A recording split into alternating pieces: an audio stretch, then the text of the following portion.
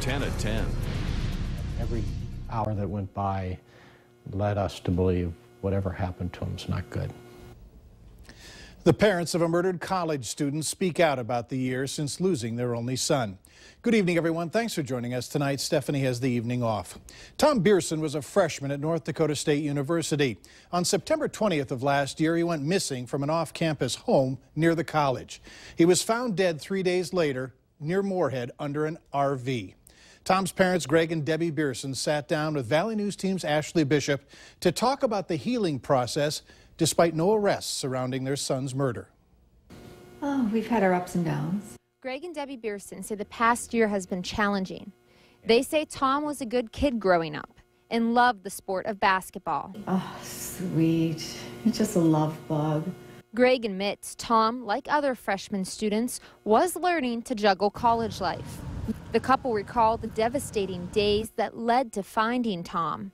Debbie says Tom was supposed to meet up with her in Alexandria. This Saturday he went missing, and they did not hear from him. It didn't feel right. I knew that it's maybe an instinct that as a parent you have, but it didn't feel right at all. The mind just goes to dark places, and that's what's awful. Yeah, that was the start of just an incredibly difficult and horrendous few days.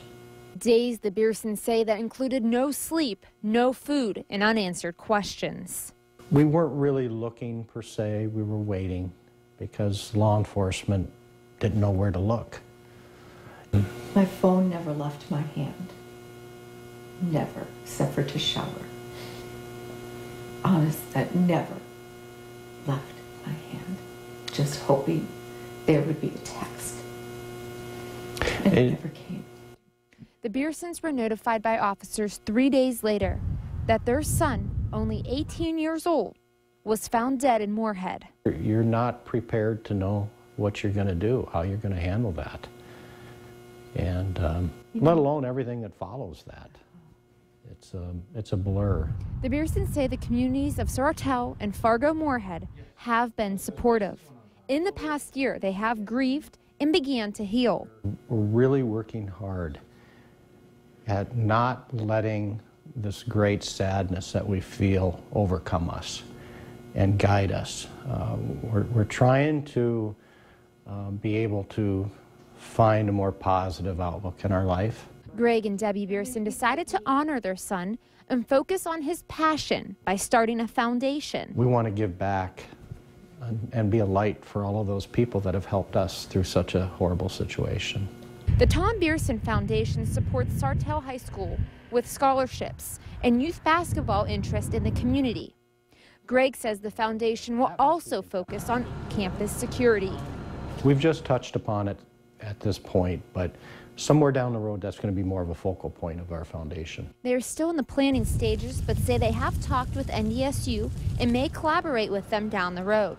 The Bearsons say the foundation has helped them heal. The foundation is helping our minds, well, it helps our minds focus on something that it's not only beneficial to the community, but it's beneficial to us. We're thinking about Tom, but in a positive way. In Sartell, Minnesota, Ashley Bishop, Valley News Live. The Tom Bearson Foundation held a golf event in August. Nearly 300 people participated, and prior to the tee-off, a balloon release was held in memory of Tom. Now, tomorrow night on Valley News Live 10 at 10, the Bearsons talk about their son's murder investigation and if police are any closer to breaking the case. The Radisson Hotel in downtown Fargo was quite the scene yesterday. Tonight, 2 people are behind bars as a result. A woman called police saying someone had stolen her purse. While looking for her car in the parking ramp, she realized the car was stolen as well. Police say they believe the 2 people they arrested used the stolen car to drive to the woman's house where they broke in. Officers arrested this man and woman 2 blocks from the woman's house in the stolen car. They say 32-year-old Ashley Bigelty and 24-year-old Dustin Hendrickson were seen by police on surveillance video from the hotel taking the woman's purse. Police are still investigating what, if anything, was taken from the woman's home. Right now, the 2 in custody are being charged with vehicle theft and possession of stolen property. The Moorhead Police Department released information today about a level 3 predatory offender whom has changed addresses. Rodney Russell Trudeau has moved to the 900 block of 14th Street South in Moorhead. He has a history of sexual conduct and contact with a female that includes indecent exposure, fondling, and penetration. Police say Trudeau knew his victims. If you want your name on a proposed aquatic center for West Fargo, it's going to cost you. School district leaders set the bar for naming rights at $1 million tonight. The $18.5 million facility is part of a much larger plan to take care of the district's needs, and getting big dollar donations would help. The school board says that the price is specifically set for the future aquatic center. Other buildings with the project won't have the same price tag. The overall proposal will be decided by voters in West Fargo on November 17th. It's a $98.1 million bond referendum that will pay for the aquatic facility, a 2-sheet ice facility, 2 new elementary schools, a new transportation center, and a central kitchen. School leaders agreed tonight to buy this piece of property. It's almost 11 acres of land at Brooks Harbor. That's the site of a future elementary school for the West Fargo School District. The first step to solve parking problems in downtown Fargo was approved tonight.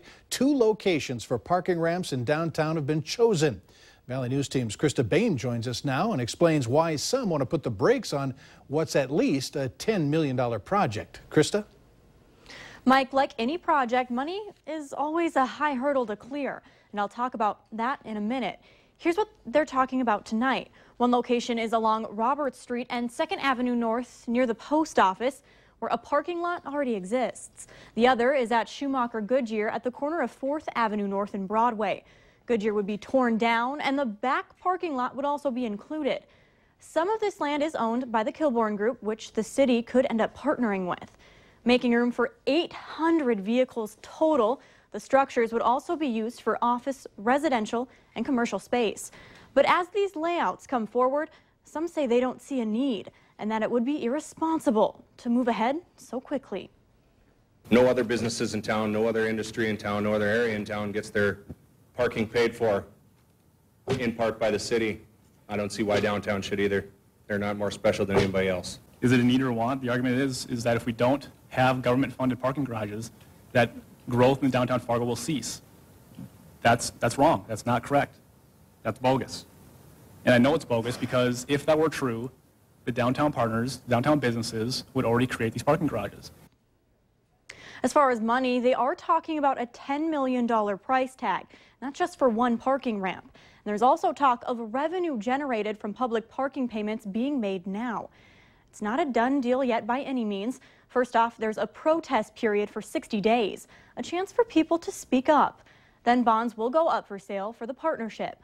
That's where the money issues should be decided. Mike? All right, thanks, Krista. If you have any questions or concerns on these parking plans downtown, you can contact the City of Fargo. We've also put more information on our website. Go to valleynewslive.com and click on this story.